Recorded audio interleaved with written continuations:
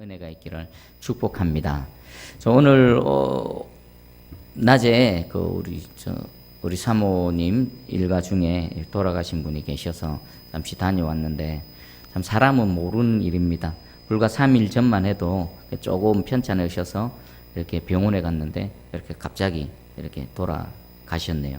우리 주변에는 늘 죽음이 있습니다. 우리는 늘 죽음을 보면서도 성경에서 또 죽음을 말씀하고 계시고 죽음을 준비하라고 말씀하고 계십니다.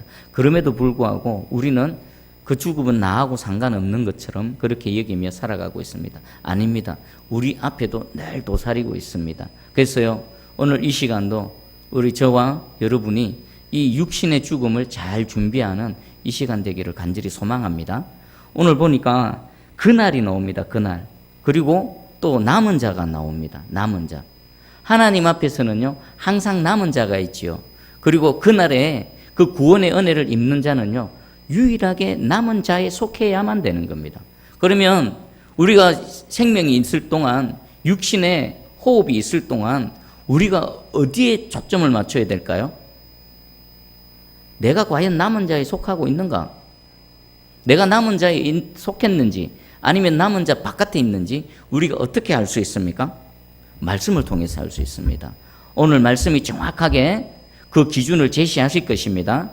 내가 호흡이 남아있는 동안 우리는 내일을 장담 못합니다. 저나 여러분이나 내일이란 장담 못합니다. 오늘 현재일 뿐입니다. 하나님께서 오늘 현재를 살아가는 이 시점에 남은 자에 속하기를 하나님께서 원하시고 계십니다. 그리고 그 기준을 우리에게 알려주십니다. 그럼 우리는 어떻게 해야 될까요? 자신을 돌아보고 비춰보고 돌이킬 것 있으면 회개할 것 있으면 회개하고 돌이킬 부분이 있으면 돌이켜서 하나님의 남은 자로 한 걸음 한 걸음 우리 스스로 걸어가야 될 줄 믿습니다. 자, 우리 20절 한번 읽어보겠습니다. 자, 시작.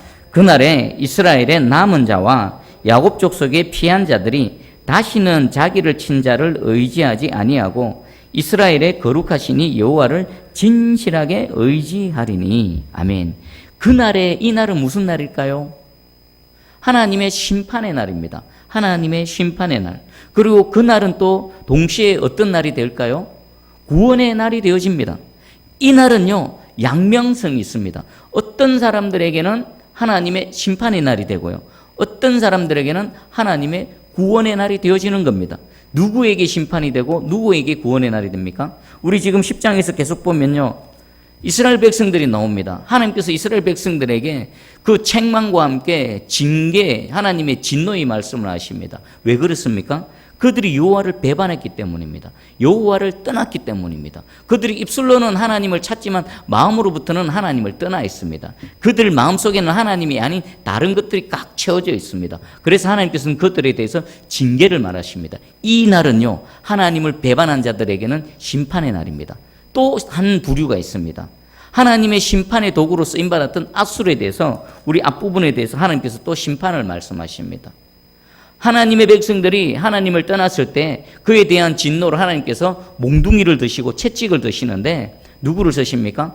이방의 하나님을 모르는 그런 나라와 민족들을 쓰십니다. 근데 그들도 쓰임받고 나면요, 하나님의 징계를 당합니다. 하나님의 심판을 당합니다. 왜 그렇습니까? 자기의 형편과 처지를 알지 못하고 교만해져서 하나님께서 주신 힘과 능력으로 자신의 탐욕만 채우면서 약탈하는 데 급급하기 때문에 거기에 대한 행위대로 하나님께서 갚으시는 겁니다. 그러면 그날에 심판당하는 자들, 하나님을 배반하고 하나님을 떠나고 하나님의 백성에 불과하고 우상숭배에 빠진 그들에 대한 하나님의 심판이고, 동시에 또 하나님의 백성들의 심판의 도구로 쓰임받았던 이방 민족들 역시 심판의 날입니다. 그럼 유일하게 구원의 날입니다. 누굴까요? 우리 20절에 하나님께서 누구라고 표현하고 계십니까? 이스라엘의 남은 자와 또 야곱 족속의 피난한 자들입니다. 이들에게는요, 하나님의 구원의 날이 되어지는 겁니다. 자, 이 말씀을 들을 때 우리는요, 지금 이 날이, 그 날이 하나님 최후의 심판의 날, 최후의 구원의 날이 되어질 수도 있습니다. 근데 동시에 우리는 이것을 생각해야 됩니다. 오늘 나의 하루의 삶 속에서 이 작은 그날을 통해 하나님의 구원을 경험하는 저와 여러분 되기를 축복합니다. 우리는 지금도 계속 전쟁 가운데 살아갑니다. 보이지 않는 영적인 세력들, 그리고 공중권세 잡은 세력들에 의해서 끊임없이 공격당하고 또 핍박 속에서 살아갑니다. 근데 우리는 어떻게 됩니까? 그 속에서 믿음으로 이기고 믿음으로 구원을 경험하며 우리의 날들을 채워가야 될 줄 믿습니다. 그리고 동시에 마지막 때를 준비하는 겁니다. 작은 날을 승리로 채워감을 통해서 마지막 하나님의 최후의 심판과 최종 구원의 그날에 하나님의 이 남은 자에 속해서 마지막 구원의 은혜를, 그 최후의 구원의 은혜를 입을 수 있는 저와 여러분 되기를 주님의 이름으로 축복합니다. 자, 그러면 이 이스라엘의 남은 자와 야곱 족속의 피난한 자들을 한번 살펴보겠습니다. 남은 자들은 어떤 자들일까요?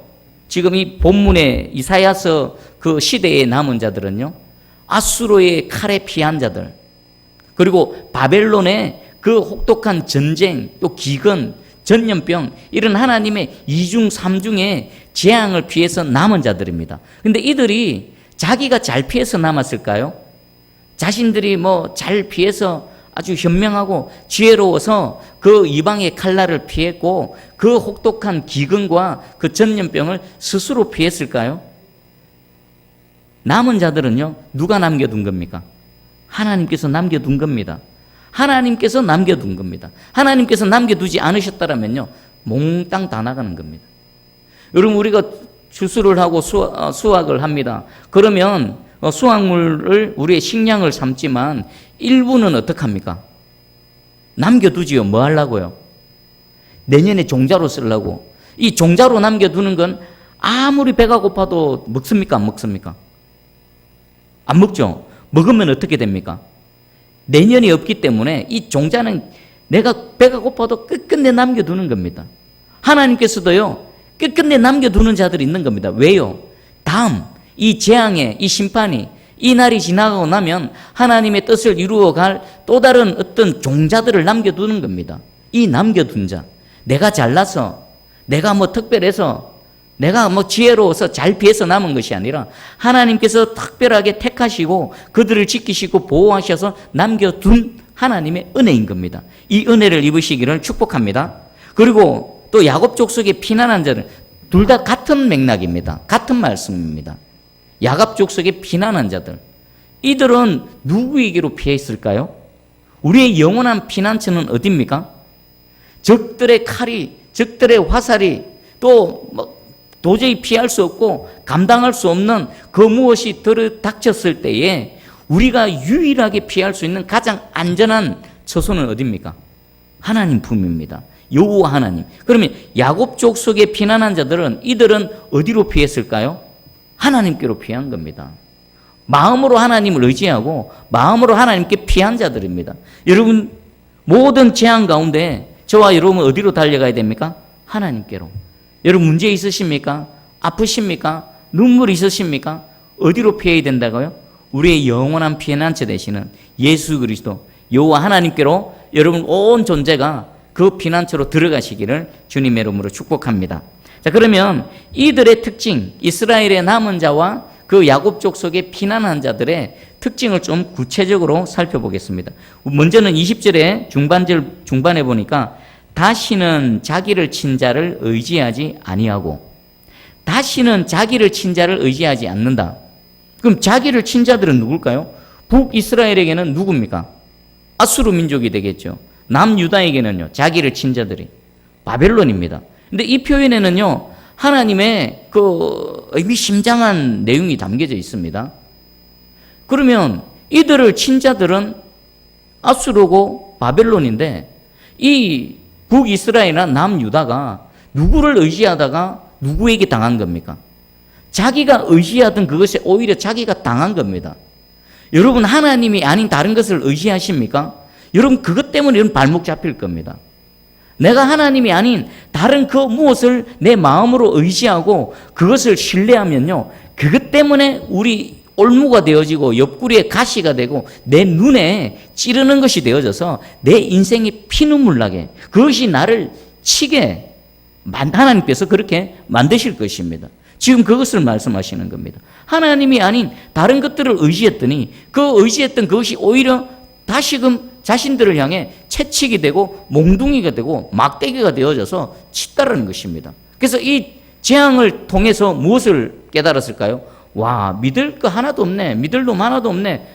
애굽도 의지해봤고 아수르도 의지해봤고 또 외교적으로 나보다 힘 있는 나를 구원해 줄 것 같은 바벨론을 의지해봤는데 이 의뢰했던 자들이 오히려 나를 약탈하고 나를 빼앗아가고 나를 향해서 공격을 해대네. 와, 믿을 거 하나도 없네. 누구를 의지합니까? 그들을 더 이상 의지하지 않는 겁니다. 하나님께서 그렇게 만드시는 겁니다. 여러분 마음을 살펴보십시오. 말씀을 들을 때 내 내면을 정확하게 보시기 바랍니다. 하나님이 아닌 나도 모르게 뭔가 붙들고 있는 거, 끈 하나 살짝 걸치고 있는 거, 그것을 찾아내서 싹둑싹둑 다 잘라내야 됩니다. 하나님 외에 어떤 것들은. 그걸 남겨두면요, 그것이 반드시 내 인생 가운데 나를 치는 하나님의 심판의 몽둥이, 막대기가 될 것입니다. 그래서 이들은요, 이 하나님 진노 가운데 깨달은 겁니다. 아, 그거 믿을 거 못 되네. 믿을 거 못 되네. 그리고 두 번째, 그럼 다음 어디로 갈까요? 누구를 믿게 될까요? 이스라엘의 거룩하신 여호와를 진실하게 의지하리니. 마음속에 걸치고 있는 우상, 우리 에스겔서 14장 3절에는요, 인자야, 이 사람들이 자기 우상을 마음에 들이며 죄악의 걸림돌을 자기 앞에 두었으니 그들이 내게 묻기를 내가 조금인들 용납하랴. 자기들 마음에 뭘 둔다고요? 자기 우상을 마음에 들이는 겁니다. 하나님이 아닌 다른 의지하는 것들은 내 마음의 우상이 되어진다는 겁니다. 하나님께서는 네 마음속에 내가 아닌 다른 우상이 있는 한 네가 아무리 내 앞에 나와서 선지자를 통해서 하나님의 계시의 말씀, 하나님의 말씀을 듣고 싶어 해본들 내가 너에게 조금인들 응답하겠느냐? 내가 조금인들 너에게 내 말을 하겠느냐? 내 속에요, 하나님이 아닌 다른 것이 있었으면요, 내가 아무리 하나님께 기도해봐도, 하나님께 나와서 의뢰해봐도 하나님은 안 들으시는 겁니다. 하나님은요, 정결한 마음, 깨끗한 마음, 순전한 마음으로 하나님께 나올 때 그의 말을 들으시고 그의 기도를 들으시고 그와 대화를 나누시는 겁니다. 하나님 얼굴 돌려버리십니다. 여러분 마음 어떻습니까? 우리 하나님밖에 없지 않습니까? 그렇지 않습니까? 여호와 하나님 말고 우리가 의지할 것도 없고 바라볼 것도 없고 하나님 역사하시지 않으시면 아무것도 안 되는 그런 상황 속에 지금 이 자리에 나와 있습니다. 우리는 정말 모든 것 다 내려놓고 하나님만 바라보고 있습니다. 하나님 반드시 저의 마음에, 여러분 마음에 주의 얼굴빛을 비춰주실 줄 믿습니다. 그리고 하나님은요, 우리를 가장 잘 아시죠. 여러분보다 여러분 잘 아십니다. 그리고 하나님은 이 세상 어떤 존재보다도 나를 사랑하시고 여러분 자신 1대1로 사랑하십니다. 여러분보다 여러분을 더 사랑하십니다. 여러분 부모님보다 여러분 더 사랑하십니다. 여러분 자신보다 더 사랑하십니다. 그리고요, 여러분 세상에서 나에게 공짜로 뭔가를 주실 수 있는 그런 존재가 있습니까? 세상에 보면은 막 공짜다 막 이런 말 많이 합니다. 우리 지찬이가 길 가다가 뭐 이렇게 광고에 보면 공짜 이런 거 보면 아빠 저 공짜란다 공짜. 그럼 제가 뭐라는 거 압니까? 세상에 공짜는 없다. 네게 공짜로 줄 수 있는 사람 딱 두 종류다. 하나는 부모고 하나는 하나님이다. 세상에 공짜는 절대 없다. 지찬이 알아듣습니다. 세상에 공짜 없는데 저와 여러분에게 유일하게 공짜로 뭔가를 베풀어 주시고 아낌없이 나누어 주실 수 있는 분은 누구밖에 없습니까? 하나님밖에 없습니다. 하나님.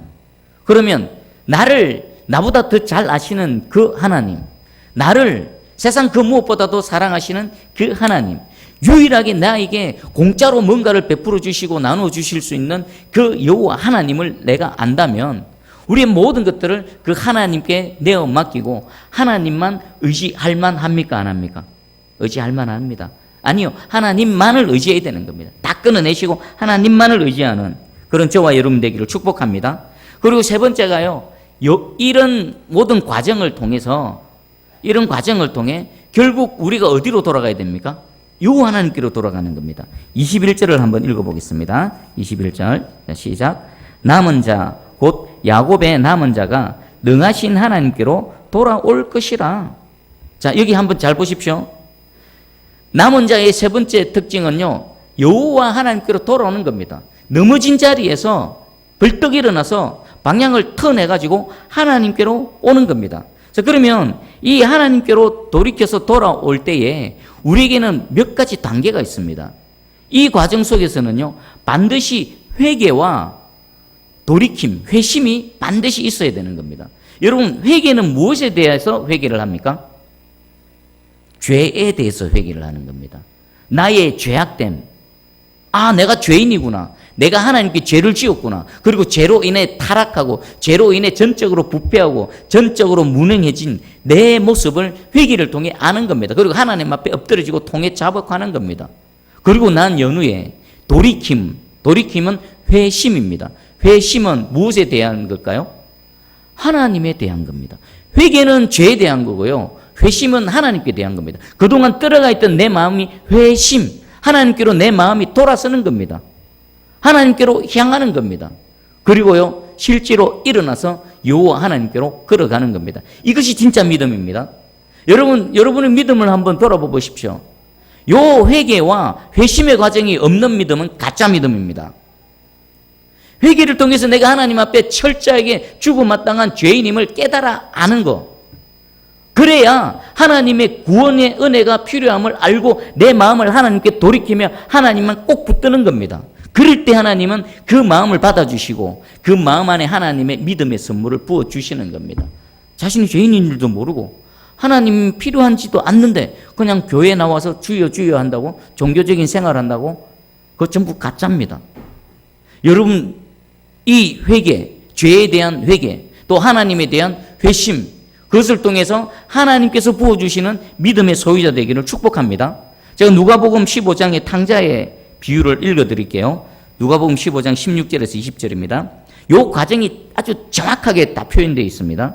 그가 돼지 먹는 쥐염 열매로 배를 채우고자 하되 주는 자가 없는지라 이에 스스로 돌이켜 이르되 내 아버지에게는 양식이 풍족한 품꾼이 얼마나 많은가. 나는 여기서 줄여 죽는구나. 내가 일어나 아버지께 가서 이르기를 아버지, 내가 하늘과 아버지께 죄를 지었사오니 지금부터는 아버지의 아들이라 일컬음을 감당하지 못하겠나이다.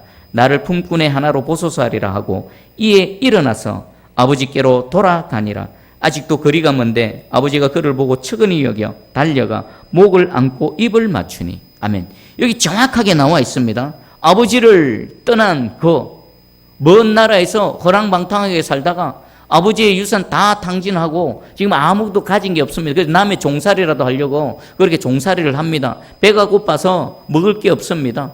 돼지들도 먹는 쥐염 열매를 돼지에게는 주면서 종살이하는 자신에게는 주지 않는 겁니다. 돼지가 먹는 것조차도 먹지 못하는 자신의 비참한 상태를 보는 겁니다. 그 이에 스스로 돌이키는 겁니다. 와, 내가 이래 비참해졌구나. 내가 이래 소망 없는 이런 인생이 되어졌구나. 내 아버지에게는 양식이 풍족한 품꾼이 얼마나 많은가. 나는 여기서 줄여 죽는구나. 내가 이렇게 배가 고파도 내 배 하나 채울 돼지도 먹는 사료도 나에게는 안 주는구나. 나는 여기서 줄여 죽는구나. 아버지를 떠난 자신의 비참한 상태를 깨달아하는 겁니다. 이게 회개입니다. 그리고 내가 일어나 아버지에게 가서 회심입니다. 자신의 처지를 알고 아버지를 떠오르는 겁니다. 그동안 잊고 있었던 자신의 인생에서 지워버렸던 그 아버지를 다시 바라보는 겁니다. 그리고 그 아버지를 자신의 마음으로 모셔드리는 겁니다. 그전에는 아버지 필요 없었습니다. 아버지 오히려 귀찮은 존재였습니다. 내 인생에 아버지 없이 내 마음대로 내가 살아가야 되는데 그래 살다 보니까 얼마나 비참해졌는가. 아버지를 다시 떠오르면서 아버지를 가슴으로 모셔드리는 겁니다. 그리고 이에 일어나 아버지께로 돌아가니라. 돌아가는 것은 마음으로만입니까? 마음으로 아버지를 생각하면서 두 발이 몸뚱아리가 걸어서 아버지께로 가는 겁니다. 회개, 회심, 여호와께로 돌아가라. 슈브. 이 세 가지가 있을 때 하나님께서는요 그에게 구원의 은혜를 베풀어 주십니다. 아직도 거리가 먼데 아버지는 그 아들이 떠나간 그 순간부터 아들을 그리워하고 아들이 돌아오기를 학수고대하며 기다렸습니다. 아직도 거리가 먼데 저 멀리 있는데 아버지는 그 아들을 알아보고 그리고는요 보고 측은히 불쌍히 여기고 달려가서 목을 끌어안고 입을 맞추는 아버지의 은혜. 만약에요 이가 스스로 돌이키지 않았고 그가 아버지께로 내가 돌아가야 되겠다 회심과 그리고 실질적으로 두 발을 움직여서 아버지께로 돌아가니라가 없었다라면 아직도 거리가 먼데 아버지가 보고 척은히 여겨 달려가서 부둥켜 안고 입 맞추는 이 은혜를 입을 수 있었을까요? 없습니다. 1번과 2번 회개와 회심, 그리고 실질적으로 몸을 움직여서 아버지께로 돌아가는 이 동작이 없어서는요, 절대로 하나님의 은혜, 아버지의 은혜를 회복할 수가 없는 겁니다. 자, 그러면 여기에 대해서 하나님이 경고하십니다. 이 남은 자들이 많을까요? 적을까요? 이 회개와 회심을 통해 아버지께로 실질적으로 몸을 움직여서 돌아온 자가 많을까요? 적을까요? 자, 우리 하나님 말씀 보겠습니다. 22절을 보겠습니다. 22절. 자, 시작. 이스라엘이여, 네 백성이 바다의 모래 같을지라도 남은 자만 돌아오리니 넘치는 공의로 파멸이 작정되었습니다. 아멘. 여기 보면 하나님이요, 이스라엘이여 하면서 네 백성이라고 합니다. 원래 우리가 아는 상식으로는 이스라엘이여라고 하면은 하나님이 무슨 백성이라고 해야 됩니까? 내 백성이라고 해야 되는데, 지금 이 이사야 10장 22절에서는요, 이스라엘을 향해서 내 백성이라 안 하고 너 백성이, 너희 백성이라고 말합니다. 왜 그럴까요? 이스라엘이라고 해서 다 하나님의 백성이 아니라는 겁니다. 하나님을 스스로 거절하고 하나님을 마음으로 받아들이지 않고 죄에 대해서 회개치 않고 회심하지 않고 아버지께로 돌아오지 않는 자들은 그들이 아무리 혈통적인 이스라엘 백성이라 하더라도 하나님의 백성입니까? 아닙니까? 아니라는 겁니다.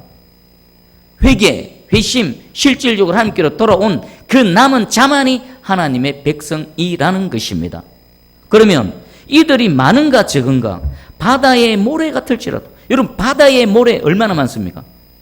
바다의 모래 한 바퀴에서 팍 떠가지고 한번 헤아려 보라면 헤아릴 수 있겠습니까?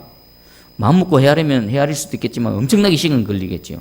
그 해변가에 있는 바다의 모래 같이 많을지라도 이스라엘아, 너희 혈통적인 이스라엘아, 너 스스로는 내가 아브라함의 후손이니까 하나님의 백성이지, 하나님이 내 하나님이지 라고 하는 너희들아, 너희는 내 백성 아니다.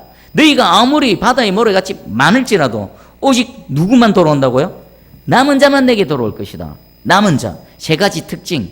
자기를 친자들을 더 이상 의지하지 않고 오직 여호와 하나님만을 의지하며 다시금 그 하나님께로 돌아온 자, 이 자들만이 하나님의 백성이라는 것입니다. 혈통적 이스라엘이 영적인 이스라엘이라고 같지 않다라는 겁니다. 여기에 대해서 사도 바울이 정확하게 표현을 했습니다. 로마서 9장 6절에서 8절 읽어드릴게요. 한번 잘 들어보십시오. 그러나 하나님의 말씀이 패하여진 것 같지 않도다. 이스라엘에게서 난 그들이 다 이스라엘이 아니요, 또한 아브라함의 씨가 다 그의 자녀가 아니라 오직 이삭으로부터 난 자라야 내 씨라 불리리라 하셨으니 곧 육신의 자녀가 하나님의 자녀가 아니요 오직 약속의 자녀가 씨로 여기심을 받느니라. 바울이 뭐라고 말합니까? 이스라엘에게서 난 그들이 다 이스라엘이 아니네. 이전에 다메섹 도상에서 예수 그리스도를 만나기 이전에 바울은 어떤 상태였습니까? 혈통적으로는 이스라엘 자손이었습니다. 그는 하나님의 백성이었습니까? 아니었습니다.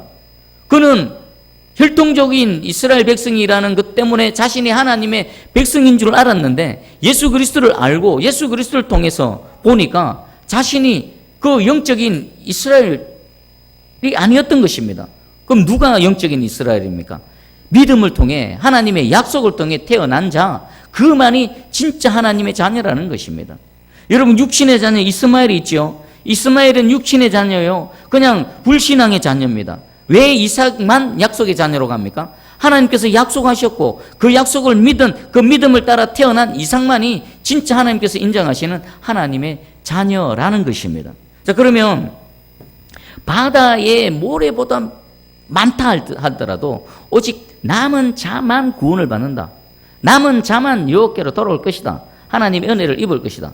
그러면 구원받는 자의 수가 많을까요? 적을까요? 성경은 적다라고 말씀하고 있습니다. 그리고 또 이 예수님의 경고를 한번 볼게요. 마태복음 7장 13절에서 14절입니다. 좁은 문으로 들어가라. 멸망으로 인도하는 문은 크고 길이 넓어 거리로 들어가는 자가 많고 생명으로 인도하는 문은 좁고 길이 협착하여 찾는 자가 적음이라. 여기 보면 좁은 문이 있고요, 멸망으로 인도하는 문이 있습니다. 좁은 문은요, 어떻습니까? 이 좁은 문은 생명의 문입니다. 이 생명의 문의 특징은요, 좁습니다.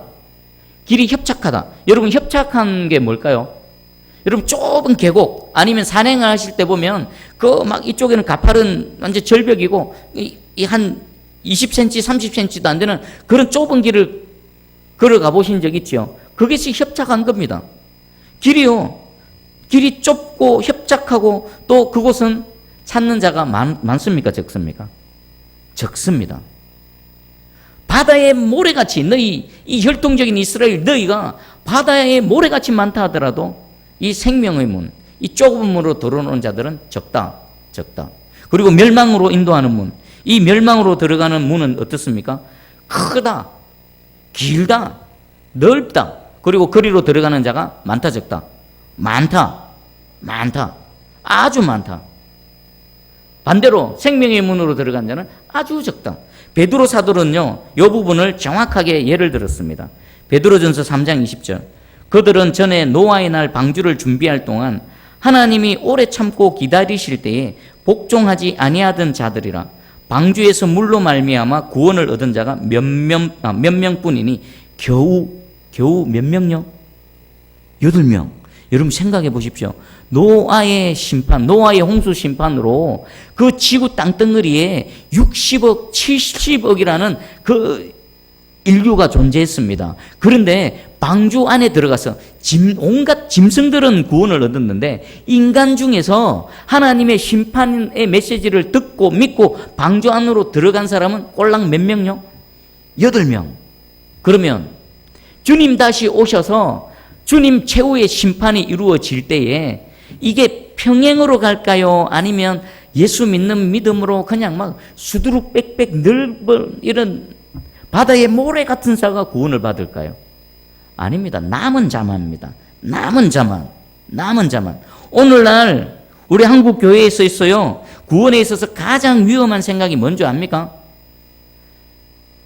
그냥 입으로만 믿는다라고 하면 그냥 그 세례 교육 한 2주 받고 예수님을 믿습니까? 뭐 그 시작일 수는 있습니다. 근데 그것이 다가 아니라는 겁니다.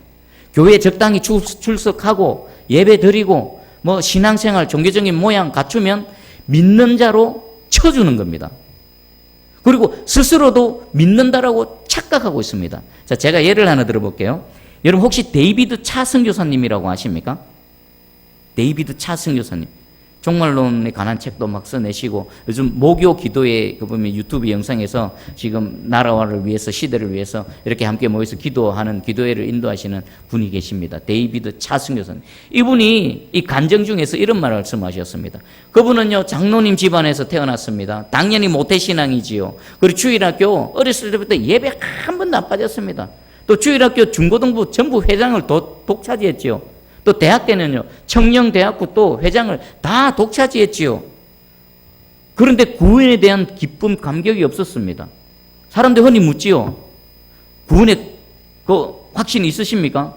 그런 질문을 받을 때 그분이 중고등학교 때 그리고 청년대학부 때 구원에 확신이 있는가라는 질문을 받을 때요 뭐라고 답변했을까요? 그래 당연히 구원에 확신이 있지. 내가 누군데 우리 아버지 장로님이고 내가 어릴 때부터 모태신앙이고 예배 한 번도 안 빠졌는데 그렇게 말하면서도 마음 한구석에는요 내가 과연 구원받았을까? 구원에 감격이 있는가? 내가 거룩한 하나님의 백성으로 내가 뭔가 다른 그런 중생에 뭔가 있을까? 늘 한견으로 그러면서도 내가 구원 안 받으면 누가 구원받아? 그리고 또 사람들이 예수님과 인격적인 만남이 있습니까? 라는 질문을 또 받습니다. 그러면 나는 잘 모르지만 언젠가 예수님과 인격적으로 만났겠지 라고 하면서 인격적으로 만났을 겁니다. 예수님 만나는데 만났을 겁니다. 그게 가능할까요? 이 피조물이 창조주 하나님을 만났는데 이 죽을 죄인이 나의 구원자 예수님을 만났는데 만났는지 안 만났는지 모를 수 있을까요? 불가능합니다. 절대로 그럴 수 없습니다. 이분이 어떻게 말해요? 자신은 24년 동안 그렇게 살았답니다. 24년 동안. 구원받았겠지? 내가 구원 안 받으면 누가 구원받아? 내가 거듭나, 나 같은 사람이 거듭나지 면 어떻게 거듭나? 그런데요, 24년에는 24살이겠죠. 24살 되었을 때 자신이 구원받지 못했음을, 자신이 중생하지 못했음을, 거듭나지 못했음을, 예수님을 인격적으로 만나지 못했음을 깨달아 알고 쪼개져 버린 겁니다. 근데 이분은요, 참 빨리 깨달은 겁니다. 24살이면 청년 때 아닙니까? 그때 쪼개지고 깨어져서 지금 하나님께 올인하면서 하나님께 쓰임받고 있지 않습니까? 자, 한번 우리 한국 교회로 한번 들어보죠. 우리 교회 안으로 들어 한번 봐보십시다. 교회 다니는 수많은 교인들이 있습니다. 왔다 갔다 하고. 처음에는 그렇게 시작할 수 있습니다. 교회 한번 와보세요. 예수 한번 믿어보세요. 일단 한번 와보라니까요. 그렇게 시작할 수 있습니다. 근데 그 시간이 5년이 되고 10년이 되고 20년이 되고 평생이 되는데도 하나님 못 만나. 하나님 알지 못해. 그냥 자기 생각으로, 자기 믿음으로 왔다 갔다 하는 그런 사람들이 얼마나 많겠습니까? 얼마나 많겠습니까? 주님 마지막 때에, 그날 심판의 때에 오셨을 때에 자기는 구원받은 줄 알았는데 예수님이 난 너 몰라. 나는 너를 몰랐었다. 몰랐었다라고 합니다. 성경에 보면요, 내가 너를 모른다가 아니라 나는 너를 몰랐었다. 과거에도 몰랐었고 지금도 모른다라는 겁니다. 예전에는 알았는데 지금 마음이 바뀌어서 모르는 게 아니라 그때도 예수님은 몰랐고 지금도 모른다. 그런 사람들이 얼마나 많겠습니까? 여러분 한번 곰곰이 생각해 보십시오. 저도요, 참 고민됩니다. 이런 말씀을 전하면 저도 마음이 무겁습니다. 그런데 성경이 그렇게 말씀하시는데 성도들 듣기 좋으라고 그냥 적당히 넘어가면요, 저는 그 죗값을, 그 피값을, 그 예수 십자가의 피값을 저는 하나님께서 요구하실 것입니다. 그게 두렵습니다. 그래서요, 성도들이 싫어하고 사람들이 듣기 싫어도요, 저는 이 말씀을 전할 수밖에 없는 겁니다. 바다의 모래같이, 교회 안에 바다의 모래같이 많은 사람들이 몰린다 하더라도 그 안에 남은 자만 내게 돌아오리라. 진정으로 죄에 대해서 회개하고 하나님께서 마음을 터닝해서 회심하는 자, 그리고 몸을 움직여서 일으켜서 여호와 하나님께로 걸어오는 자, 돌아오는 자, 그만이 마지막 그날에 구원의 날이 될 것이다. 하나님께서 말씀하십니다. 여러분 내면을 잘 보십시오. 다 필요 없습니다. 경륜이 어떻고 내가 신앙생활을 얼마나 했고 내가 직분이 어떻고 다 필요 없습니다. 예수님은 딱 하나 보십니다. 네가 정말 죄에 대해서 회개했느냐? 그리고 네 마음이 나를 싫어했던 그 마음, 하나님을 적대시하고 그 세상의 정력을 좋아했던 그 마음을 돌이켜서 여호와 하나님을 찾느냐? 그리고 삶을 통해서 한 걸음 한 걸음 그 아버지를 찾아서 걸어오고 있느냐 없느냐. 예수님은 그것만 바라보는 겁니다. 남은 자, 오직 너희는 믿음으로 살리라. 이 뜻이 무슨 말씀이겠습니까? 입으로만 주여 주여 내가 믿습니다라가 아니라 모든 순간에 믿음으로 선택하고 모든 순간에 믿음으로 도전하고 믿음으로 승리하는, 믿음으로 살아내는 사람, 그 사람이 믿음의 사람이요, 그 사람이 하나님께서 인정하시는 의인인 것입니다. 오늘 이런 남은 자들이 우리 한국교회에 많이 일어나기를, 아니 먼저 우리 새순교회 안에 이 자리가 이 남은 자들로 가득 차기를 주님의 이름으로 축복합니다. 의중이 떠중이 말고 그냥 왔다 갔다 하고 자기 오고 싶으면 오고 가고 싶으면 가고 말고 싶으면 말고가 아니라 주님 말씀하시면 죽으면 죽으리다. 주님 말씀하시면 가고 주님 스탑하라 하시면 스탑하고 주가 이것을 하라 하면은 내 뜻과 내 의지와 상관없이 하나님 뜻을 이루어드리기 위해서 전 인생을 불태울 수 있는 그런 사람, 그런 기도원의 300명 같은 사람들로 이 자리가 꽉 차기를, 그리고 한국교회가 꽉 차기를, 이 시대가 새롭게 변화되어지기를 주님의 이름으로 간절히 축원하고 축원합니다. 아멘. 기도하겠습니다. 사랑의 주님,